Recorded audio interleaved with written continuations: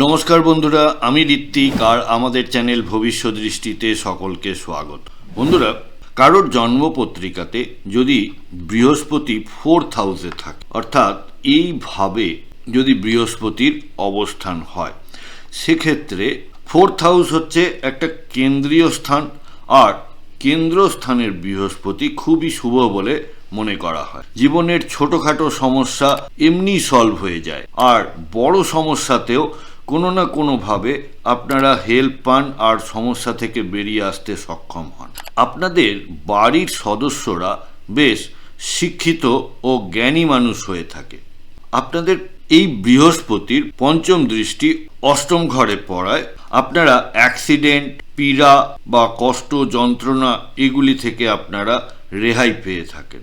এই বৃহস্পতিরই সপ্তম দৃষ্টি পড়ছে আপনাদের দশম ভাব অর্থাৎ কর্মস্থানে, আর আপনাদের কর্ম বা চাকরি বা কাজের জায়গার পরিবেশ বেশ অনুকূল হয়। আর এরই নবম দৃষ্টি পড়ছে এই দ্বাদশ ভাবে, আর এই দ্বাদশ ভাব মানে আমাদের ব্যয় ভাব। কিন্তু আপনাদের ক্ষেত্রে ব্যয়টা হয় কোনো ধর্মকর্ম বা কোনো ভালো অনুষ্ঠানে বা সমাজসেবামূলক ক্ষেত্রে আপনাদের এই ব্যয়টা হয়ে থাকে, যা কিনা আপনাদের জন্য যথেষ্ট ভালো বলে মনে করা হয়।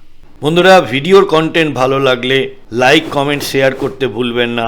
আর এই ধরনের ভিডিও আরও দেখতে প্লিজ চ্যানেলটি সাবস্ক্রাইব করবেন। অনেক ধন্যবাদ।